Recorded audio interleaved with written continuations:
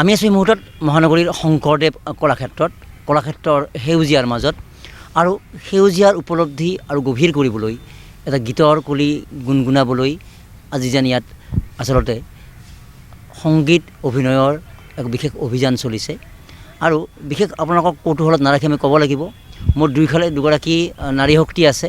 এয়া হ'ল ডক্টৰ প্ৰতিমা দেৱী শৰ্মা, তেওঁ এগৰাকী শিক্ষাবিদ, তেওঁ মহাত্মা গান্ধী বিশ্ববিদ্যালয়ৰ ৰিচাৰ্চ স্কলাৰ আৰু অসম ৰাজ্যিক সমাজ কল্যাণ পৰিষদৰ অধ্যক্ষও আছিলে।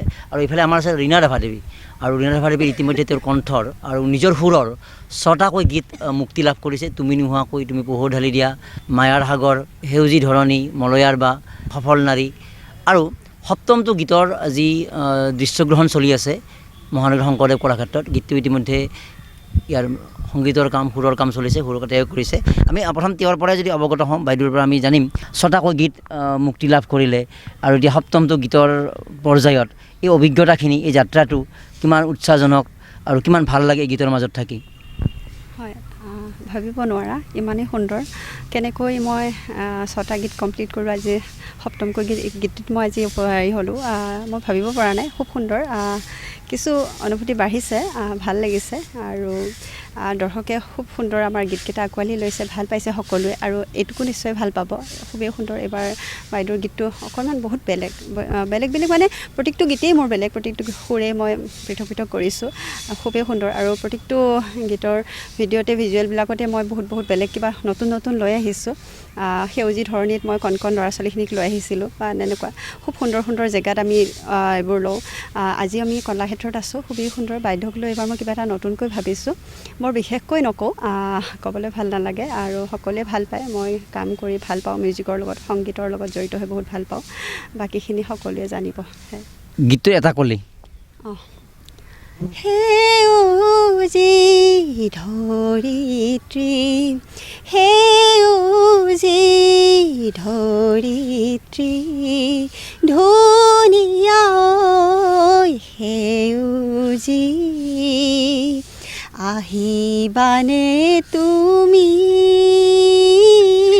মোৰ কাষলৈ, আহিবানে তুমি মোৰ কাষলৈ, সেউজী ধৰিত্ৰী।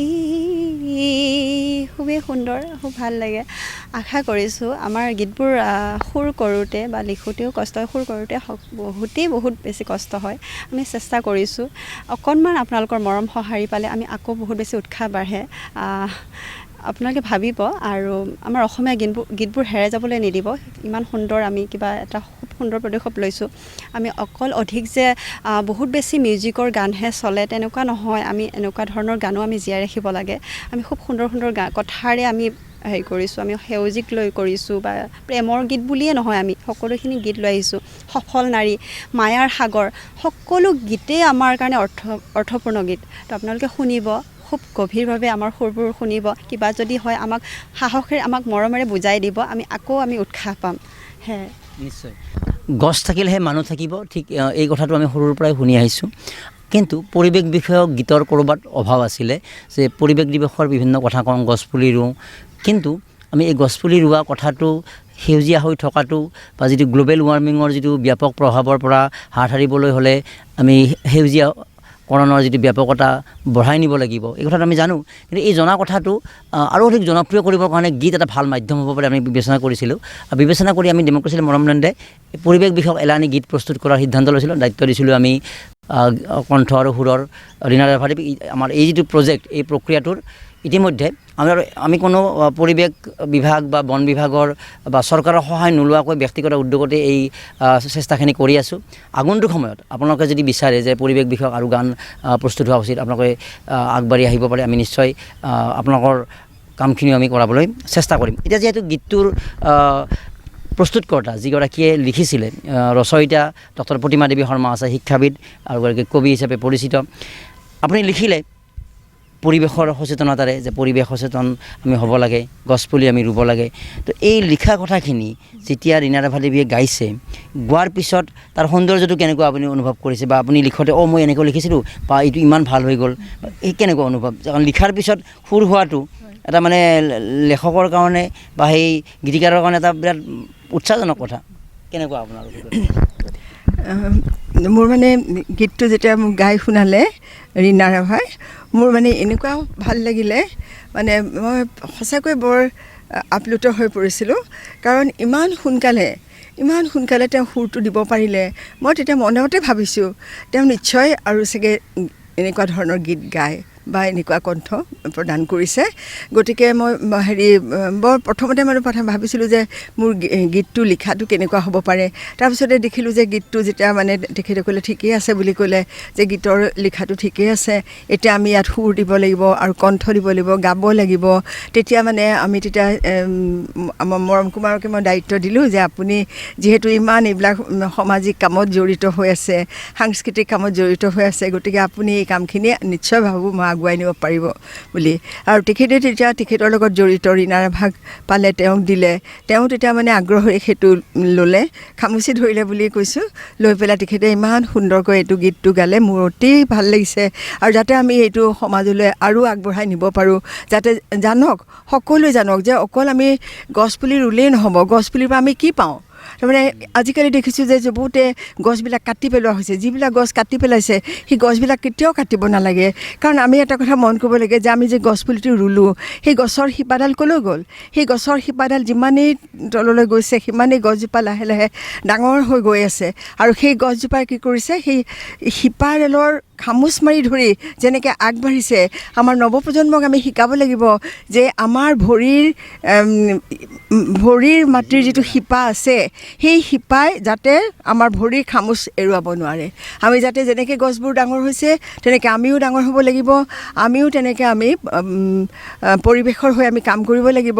আৰু সেই পৰিৱেশৰ কি কৰিলে আমাৰ গছবোৰ আমি ৰুই আমি ডাঙৰ দীঘল কৰিব পাৰিম, তাৰ আমি যত্ন ল'ব লাগিব। আৰু তাৰ মাজে মাজে তেওঁলোকে কবিতা লিখক, গীত লিখক, আৰু এনেধৰণে আমাৰ যিবিলাক প্ৰতিভাজনক শিল্পী আছে তেওঁলোকৰ ওচৰলৈ আমি গৈ আমি সেইবিলাক তেওঁলোকৰ দ্বাৰাই আমি আগবঢ়াই নিব পাৰিম। এইকাৰণে মই এইখিনি যিহেতু মৰম কুমাৰে যথেষ্টখিনি আমাক সহায় কৰিলে, মোক সহায় কৰিলে, মই সেইকাৰণে তেখেতৰ আকৌ তেখেতে ৰীণা ৰাভাক যে এইটো দায়িত্ব দিলে সুৰ দিয়াৰ, কণ্ঠ দিয়াৰ, গতিকে তেওঁ যেতিয়া ইমান আগ্ৰহেৰে লৈ পেলাই ইমান সুন্দৰকৈ মানে প্ৰতিষ্ঠা কৰিলে বুলিয়ে কৈছোঁ। আৰু যেতিয়া আমি এই কথাখিনি গম পাম, যেতিয়া এইটো আমাৰ আৰু আগবাঢ়ি যাব, আৰু তেতিয়া আমি গম পাম। আৰু গতিকে মই এই দুইটা কামৰ কাৰণে মই দুইজনকে বহুত ধন্যবাদ জ্ঞাপন কৰিছোঁ। আৰু ভগৱানে যাতে তেওঁলোকক সাহস দিয়ে আৰু যাতে তেখেতসকলে আগবঢ়াই নিব পাৰে, সমাজখন আমাৰ বৰ সুন্দৰ কৰি গঢ়ি তুলিব পাৰে, এই কামনা।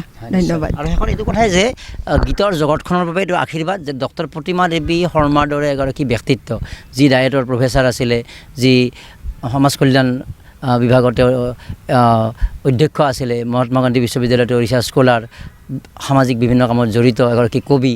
তো এনেকুৱা ব্যক্তিয়ে গীত এটা লিখালে গীতৰ যিটো গুৰুত্বটো যথেষ্ট বৃদ্ধি পাই যায়। আৰু লগতে পৰিৱেশ বিষয়ক গীত যিহেতু যথেষ্ট কম, বা আমি পৰিৱেশ বিষয়ক গীত তেনেকুৱা দেখা নাই। আমি ব্যক্তিগত উদ্যোগত ইতিমধ্যে দুটা গীত প্ৰস্তুত কৰিলোঁ, তেওঁ সুৰ কৰিলে, ৰীণা ৰাভা দেৱীয়ে গীত গালে, আৰু সেই দুটা গীতো ইতিমধ্যে ৰাইজে আদৰি লৈছে আৰু ব্যাপক হ'ব। আমাৰ উদ্দেশ্য এটাই যে ৰীণা ৰাভা দেৱীয়ে গীত গাব, শিল্পী হিচাপে জনপ্ৰিয় হ'ব, এইটো আমাৰ উদ্দেশ্যজনক। উদ্দেশ্যটো কি যে আমাৰ পৰিৱেশ আমি সচেতন হ'ব লাগে, গছপুলি আমি ৰুব লাগে, সেউজীয়াৰ হকে আমি আগবাঢ়িব লাগে। আৰু সেইকাৰণে ৰীণা ৰাভা দেৱী কণ্ঠৰ যি দুটা গীত ইতিমধ্যে ৰাইজে আদৰি লৈছে। গতিকে আমি ভাবোঁ যে প্ৰত্যেকটো পৰিয়ালৰ ব্যক্তিয়ে অন্য গীত শুনক নুশুনক এই গীত দুটা এবাৰ শুনাটো আমি প্ৰস্তুত কৰিছোঁ কাৰণে, তেওঁ সুৰ কৰিছে কাৰণে বা কোনোবাই লিখিছে কাৰণে নহয়। আচলতে এই পৰিৱেশ বিষয়ক আমাৰ সচেতনতা অতি জৰুৰী বিষয়। আৰু সেইবাবে আমি অনুৰোধ জনাইছোঁ যে আমাৰ স্বাৰ্থত, শিল্পীৰ স্বাৰ্থত, গীতিকাৰৰ স্বাৰ্থত নহয়, সমাজৰ স্বাৰ্থত, আপোনাৰ সন্তানৰ ভৱিষ্যতৰ স্বাৰ্থত, চৌপাশৰ স্বাৰ্থত, যে গছপুলিৰ প্ৰতি সচেতনতা, সেউজীয়াৰ প্ৰতি সচেতনতা বৃদ্ধিৰ কাৰণে আমি এই গীতবোৰ ব্যাপকভাৱে ইয়াক জনপ্ৰিয় কৰি তুলিব লাগে, ৰাইজৰ মাজলৈকে লৈ যাব লাগে। আৰু তেতিয়াহ'লে আমাৰ এই যিটো উদ্দেশ্য, যে গীত প্ৰস্তুত কৰাৰ উদ্দেশ্য সাৰ্থক হ'ব। পৰিৱেশ সংৰক্ষণৰ ক্ষেত্ৰত, সেউজীয়াৰ সংৰক্ষণৰ ক্ষেত্ৰত, সেউজীয়াৰ হকে এক জন আন্দোলনৰ ক্ষেত্ৰত সামান্য ভূমিকা প্ৰদানৰ ক্ষেত্ৰত সহায়ক হ'ব। মহানগৰী শংকৰদেৱ কলাক্ষেত্ৰৰ পৰা সহযোগী ৰিংকুৰ সৈতে মৰম কুমাৰ, ডেমক্ৰেচি লাইভ।